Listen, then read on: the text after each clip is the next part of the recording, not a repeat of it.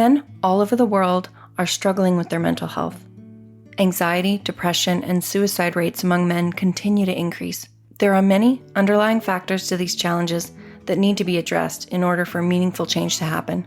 In this mini-series, I'll be talking with our counselors about different aspects of men's mental health and the unique challenges they face.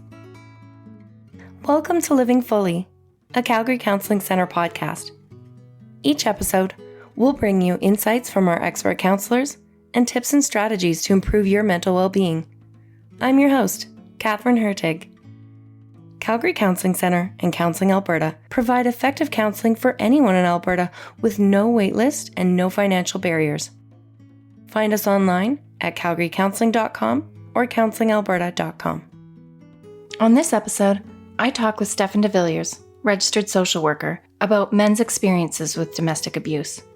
We touch on the misconceptions and stigma around this issue, the many different types of abuse there are, how abuse can impact mental health, and more.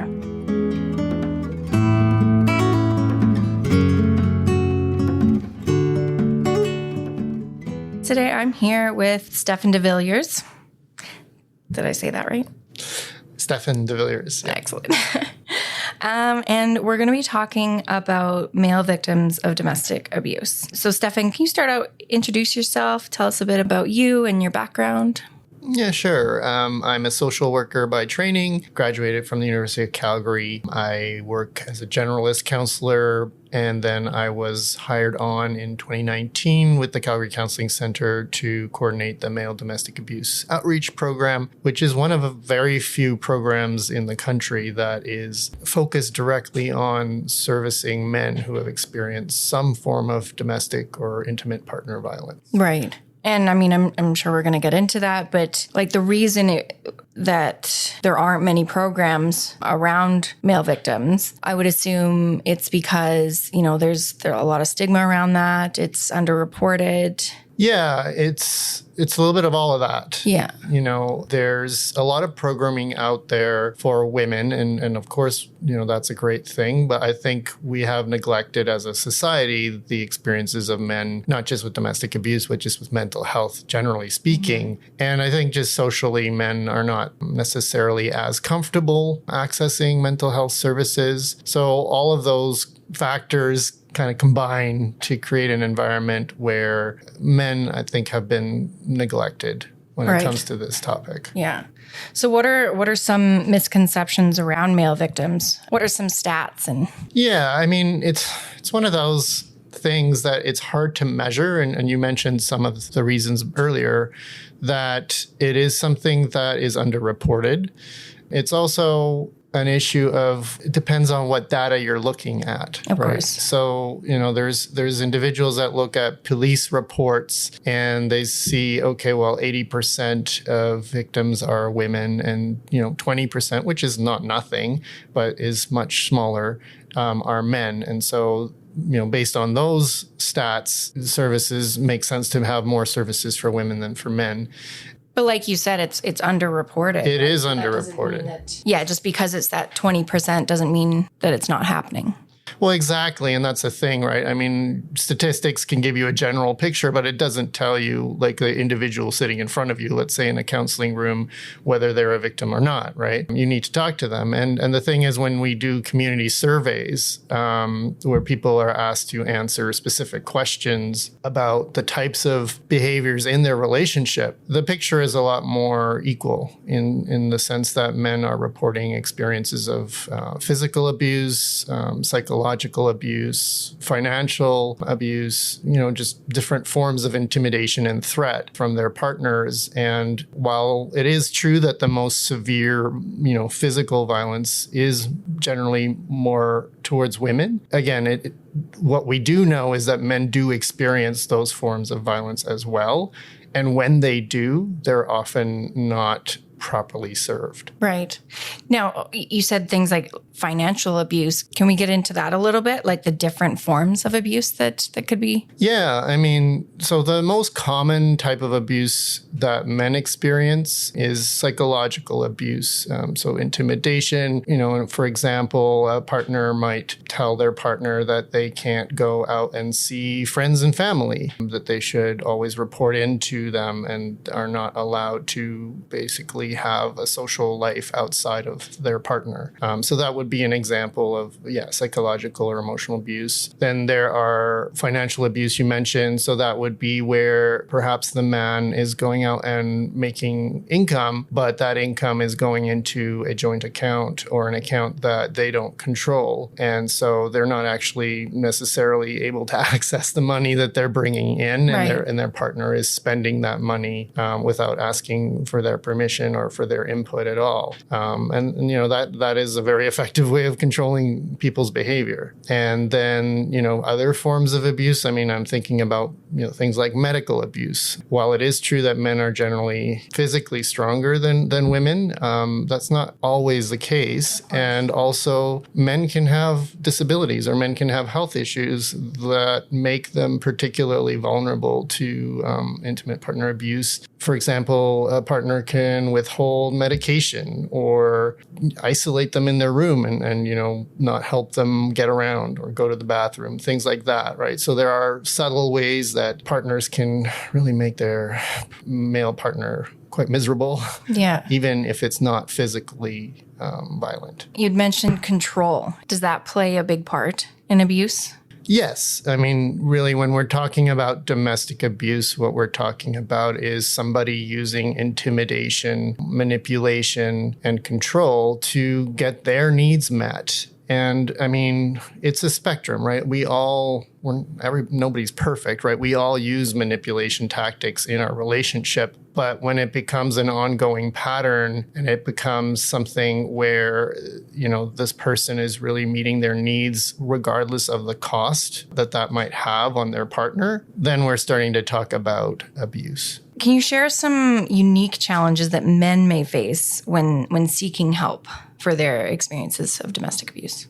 Yeah. Men often will share that it's very difficult for them to break through the feelings of shame. So let's start with the internal barriers. Yeah. Right? Often it comes with a lot of shame and embarrassment that they aren't able to fix their own problems. Again, the socialization of men comes into this because men are told, they need to be strong. They need to be able to fix their own issues. They need to be independent. They shouldn't rely on other people. It's not okay to be weak, right? Or vulnerable. So all of those messages that men grow up with, really make them vulnerable when they are in a situation where there is abuse because they don't necessarily have the knowledge or the ability to speak about it. And then what men often also report is that when they do disclose the abuse to family or friends or professionals, counselors, police, authority figures, the response is very inconsistent. It will really depend on how knowledgeable that person is about the complexities of domestic abuse. Right. It could be that they get ridiculed for being abused by a woman or just not believed. And, men have shared that, they'll disclose or they'll call the police to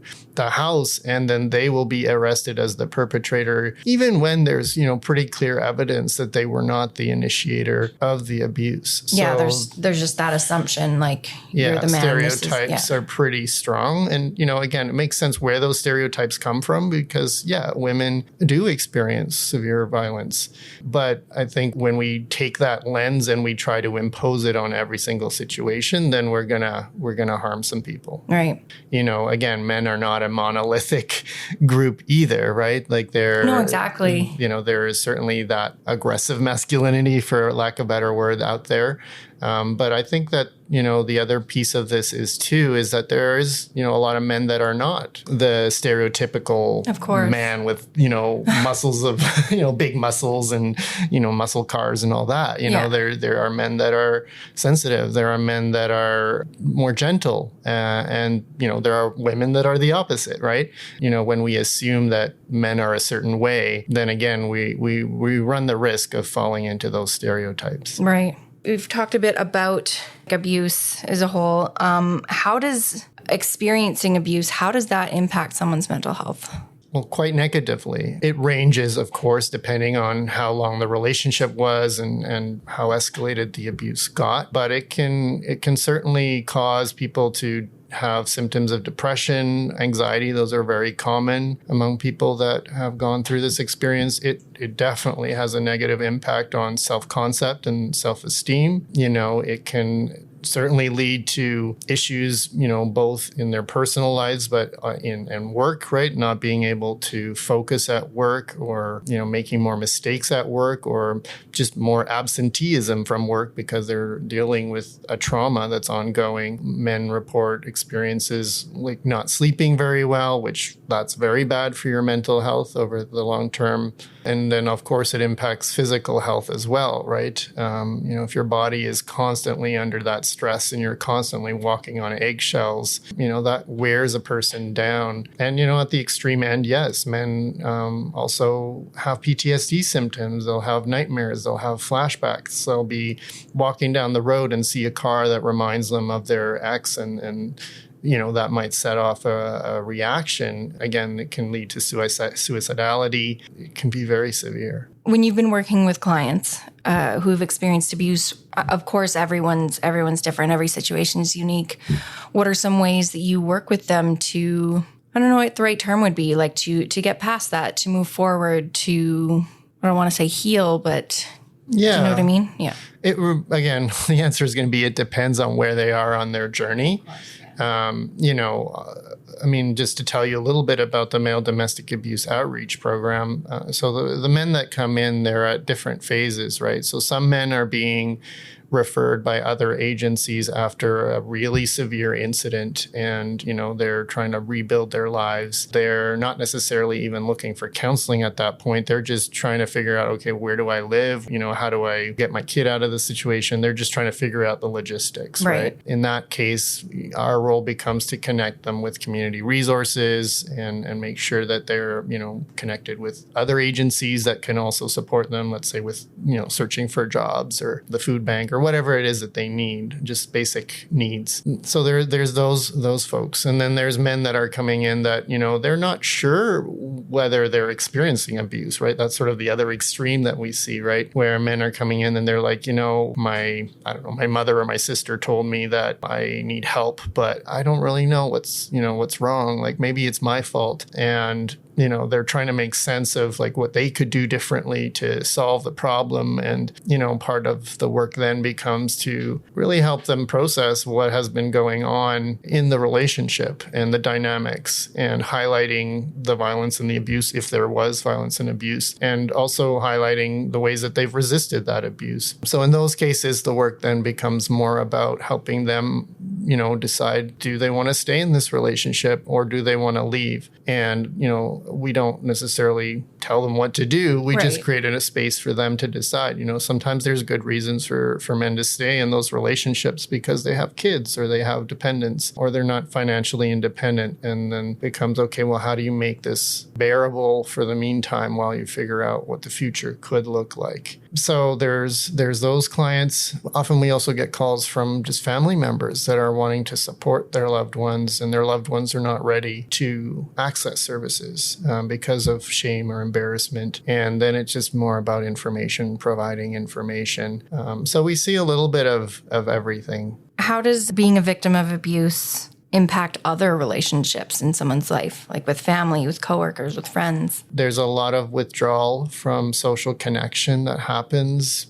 Again, if you think about it, if you're stressed about your relationship and you're exhausted from it, you're not going to feel necessarily very comfortable talking to other people about it. And that means that you're going to pull away. And on top of that, often what comes with domestic abuse is that the abusing partner will try to isolate the victim from their support network to gain more control. And, men will talk about losing contact with friends that they've known for years and years and years, or having to cut off their family. So there's a lot of social isolation that happens. And I think also just the internal shame can prevent men from wanting to talk too much about their lives with their friends, which, again, shuts them down. A lot of the work initially becomes helping those men to recognize that they didn't do anything wrong, that it's not their fault. And what I like to tell men is that, abuse thrives in secrecy. It thrives in, the shadows. And the more you're able to talk about it, be open about it, the more you're taking back some agency and taking away the power from the other person. And so that becomes an important part of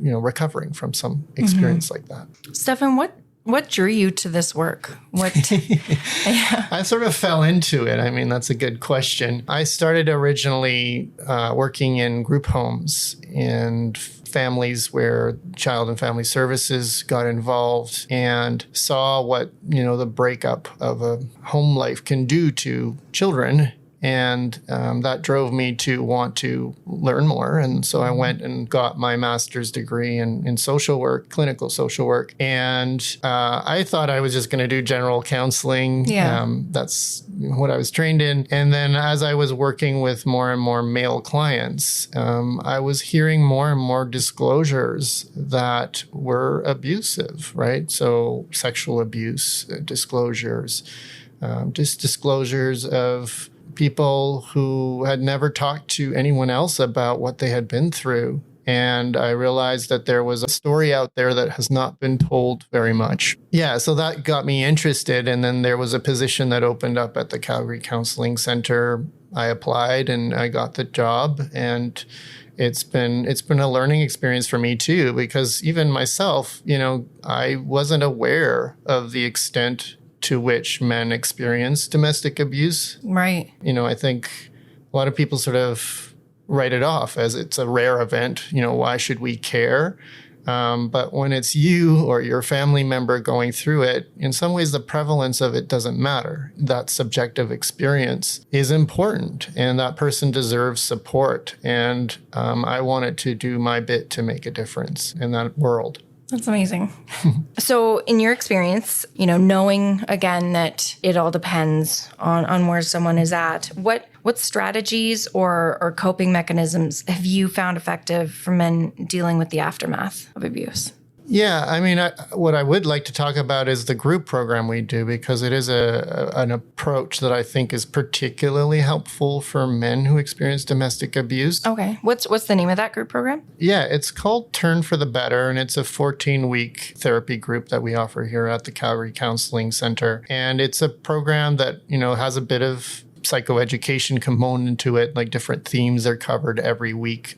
Themes like what is abuse, what is a healthy relationship, what are different communication styles, like what does assertive communication look like. We go into a bit of, family of origins work as well, looking at patterns from your own family of origin and how that might be playing into the relationship that you're currently in or have been in. And there's some experiential components as well. But in some ways, it's less about the themes that we cover and more about the environment that we're able to create. What I found is that for a lot of men that are coming in for therapy, it's one thing to talk to a counseling professional about what they've been through, and there's value to that. But I think men who can see that they're not alone and that there are other men that truly understand, have been in their shoes, that is a really transformational experience. Yeah, I would think that a group like that, although it's an incredibly vulnerable experience, to see that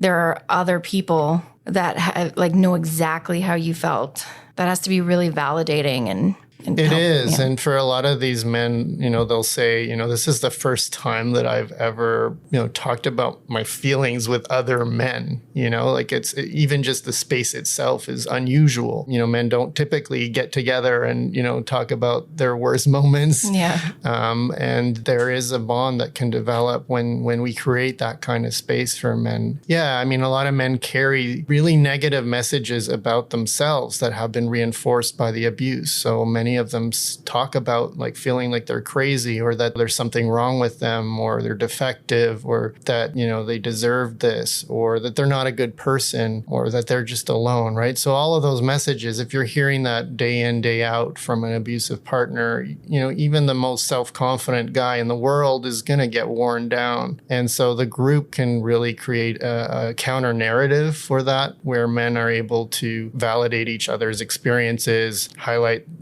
each other's strengths and capacities for resisting the abuse and, just offer a different perspective and give people hope that it is possible to get through something like that and get to the other side. And so, I think that is a really effective strategy to working, especially with this population. When would someone go into that group? Like, is it every client that we would see that has experienced abuse? Is it? No, I mean, we do screen the men that go into the group because, people have to be at least somewhat stable to be able to benefit from the conversations that are happening. Also, there are some just technical things that need to happen, right? Men have to have a private space that they can engage in where it's confidential. The groups are virtual. So we used to do in person, but now they're virtual, which opens up, more opportunity for people to participate. But it does mean that they need to be able to access technology. They need to have a private space where they can speak confidentially and have other people's confidentiality respected as well. So we go through a screening process ahead of time to, figure out, are they able to talk about their experiences? If they're not, then,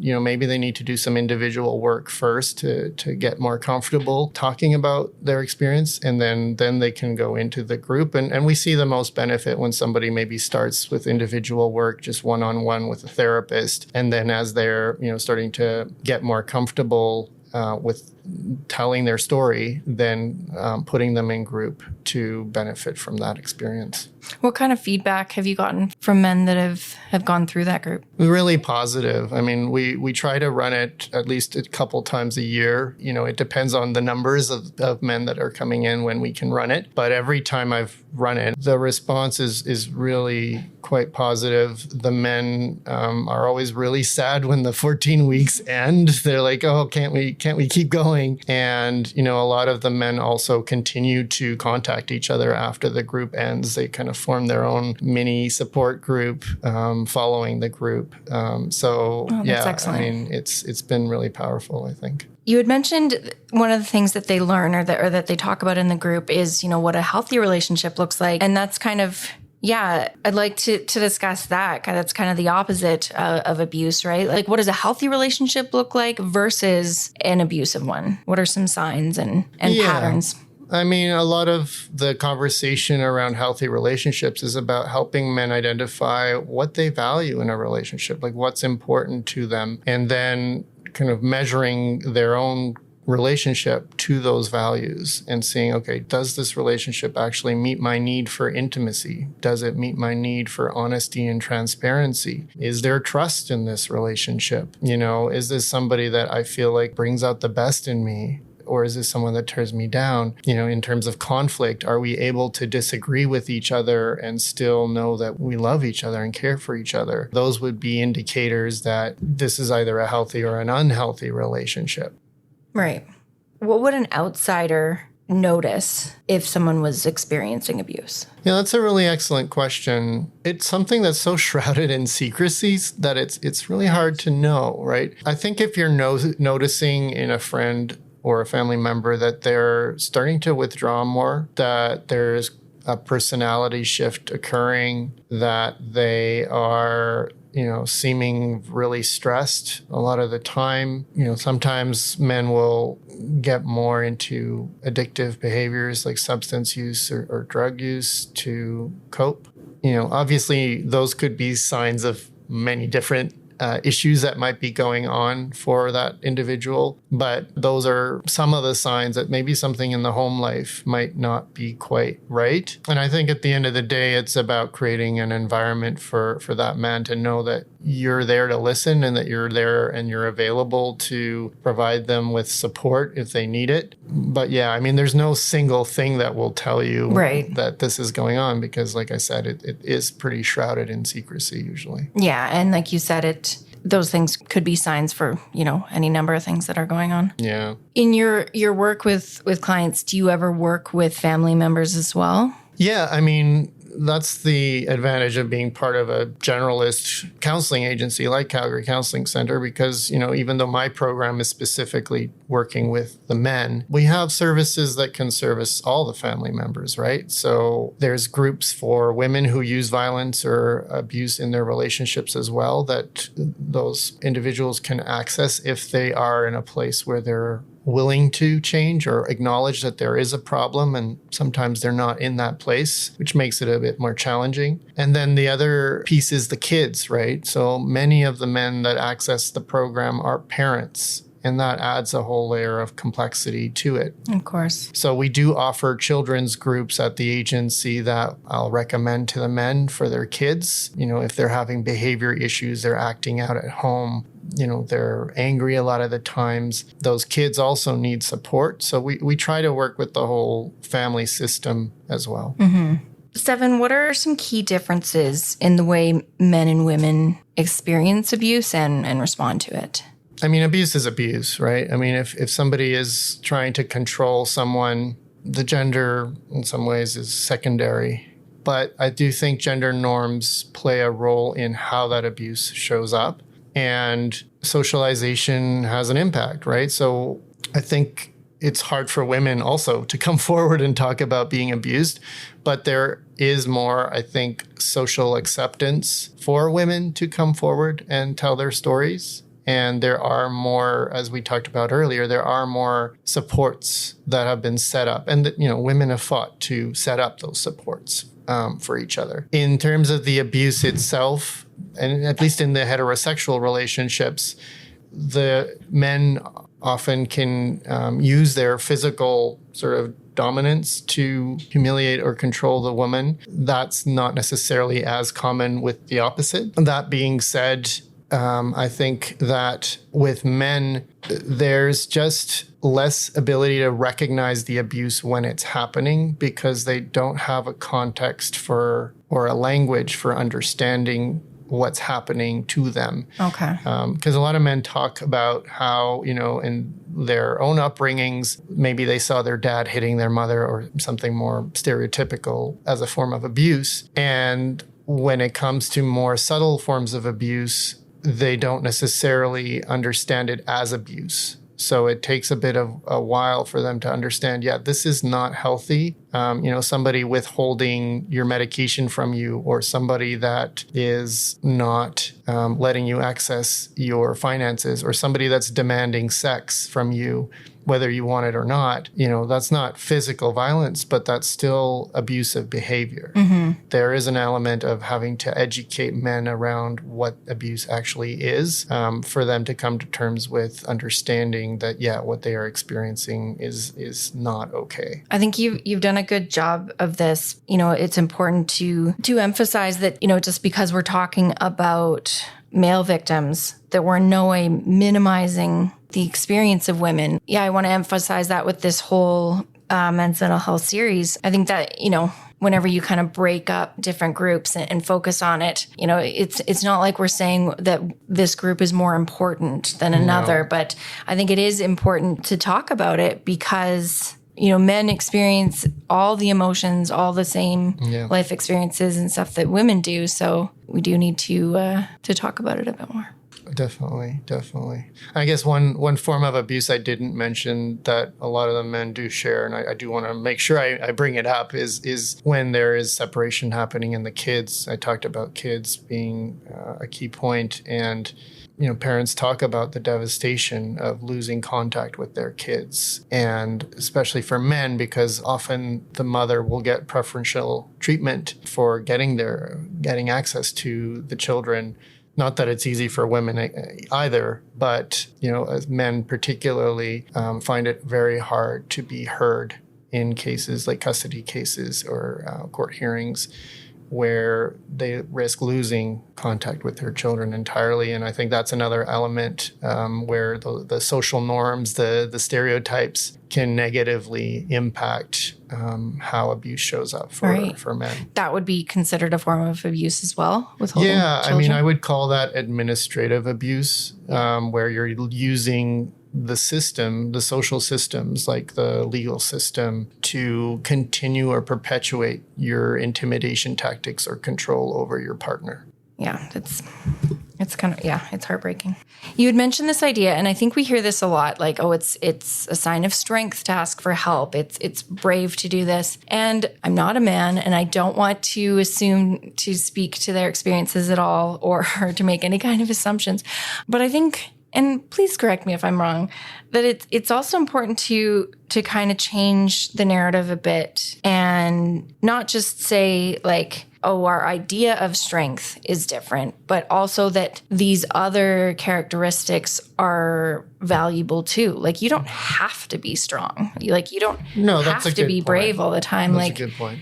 Being vulnerable is valuable as well. Being sensitive is valuable as well. I mean, I think that's a much greater, like, it's a bigger hill to climb. I think that really starts at childhood and how we raise our boys. But no, I totally agree with you. That it's not just about strength and bravery and all of that. It's also about expanding the possibilities and the meanings of masculinity and recognizing that men are three-dimensional, and that means they have strength and they have bravery and independence and all of that. And they have emotions and they have needs and they have wants and they have vulnerabilities, and that makes men just as complex and three-dimensional as any other person. Right.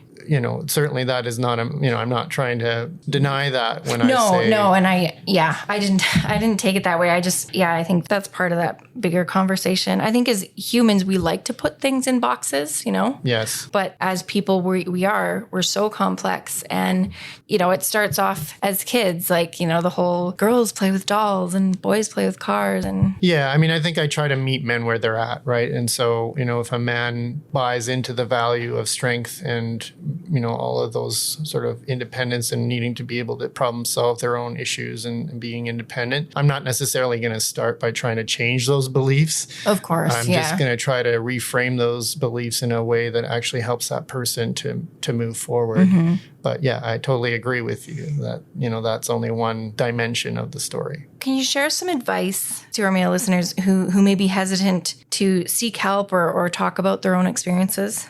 Yeah, I would say to those men that, and I say this to my clients too, it takes a lot more courage and strength to ask for help than to be silent. That it takes bravery to reach out. So when we're talking about those stereotypes of men being strong or being independent or brave, real bravery is knowing when you're in over your head. Being strong means knowing when you need support. And as I mentioned earlier, knowing that abuse thrives in darkness. The best thing you can do for yourself is to disclose and speak about what you're going through with people you trust, right? So it doesn't necessarily have to be a counselor. Talk to a family member, talk to somebody that has your best interest at heart. Just even breaking that silence is going to be, a huge step forward for you in figuring out how to navigate the next step of your life. Is there anything else that we haven't covered? Anything else that you want our listeners to know? I think my main message is for the men out there, is for them to know that there is support out there. I know it can be very inconsistent for men that do disclose. Like I've heard stories of men going to family doctors or nurses or authority figures and not being believed or not being taken seriously. And I know how devastating that can be for self-esteem. I guess my message is to know that your experience matters. It is important, and that there are people out there that are able and willing to help, and to not give up. Keep going. Thank you so much for talking with me about like this very important topic. Thank you for the work that you do and the lives that you help. Thank you.